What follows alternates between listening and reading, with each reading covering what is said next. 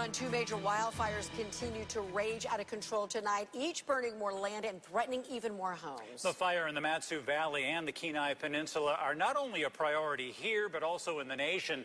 Several more hotshot crews have arrived from the lower 48 to help bolster the fire line. We have two reports from the Willow area, one from Channel 2's Adam Pinsker, the other from Blake Essling. But first, Adam joins us with the very latest. Adam. Evening, Adam. Well, Maria, as of this afternoon, Maria and Steve, as of this afternoon, the fire has swelled to about 7,500 acres. It is burning just north of Willow Fish Hook Road. This fire has claimed in between 50 and 100 structures. That is a rough estimate from Incident Command. Drivers should expect delays if they are on the Parks Highway between mile markers 66.5 and 88. The highway is down to one lane, and drivers will have to follow a pilot car. Deputy Incident Commander Tom Kurth says close to 200 people have been evacuated. Some of them are at shelters and evacuation centers throughout the Matsu Borough. Part of our responsibility is fire investigation. That is certainly how we're qualifying that right now, that this fire is under investigation. I think it's fair to say that this is a human-caused blaze.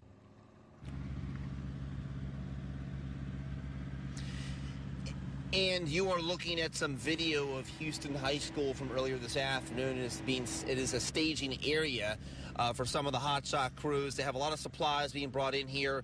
The hotshot crews are resting up before they rotate in to help combat this massive blaze that they hope to get under control soon.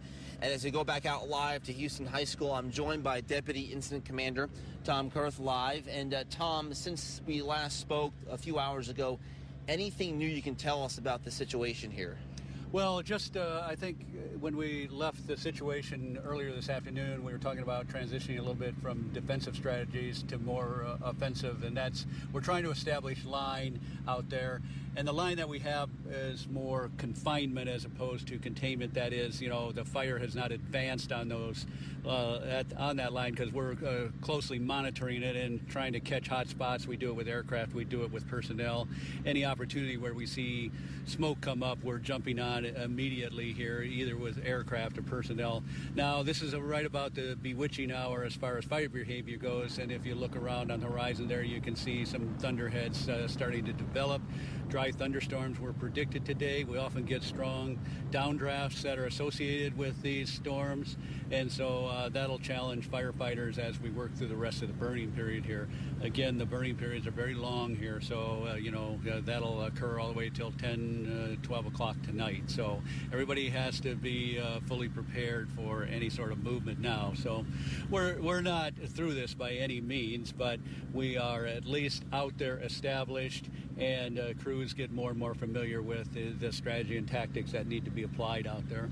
You mentioned that you're confining the fire. Is that accurate to say that it has not picked up any acreage since 2 o'clock this afternoon? Right, and let's use the terms confinement, containment, control.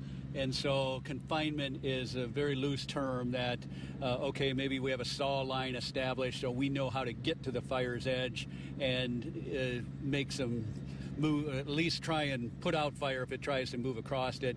If we're containing the fire, we have a well-established line that we think it's not going to cross through, and finally when we have control, we're looking at a fire that will not cross that line. And these are stages out here that are a long ways away right now. So we're looking for this confinement and more well-established line out there. So that's the direction that we're working right now.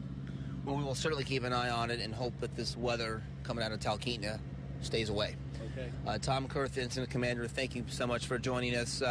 And we'll keep you updated on the latest later on in the news hour. We are live in Houston. Adam Pinsker, Channel 2 News. Okay, Adam, thanks very much. We'll hear back from you later, perhaps. The Sockeye Fire grew to more than 7,500 acres, up from 6,500 on Monday. Fire managers say the fire behavior is extreme. Today, firefighters are focusing on structure protection from the ground and the air.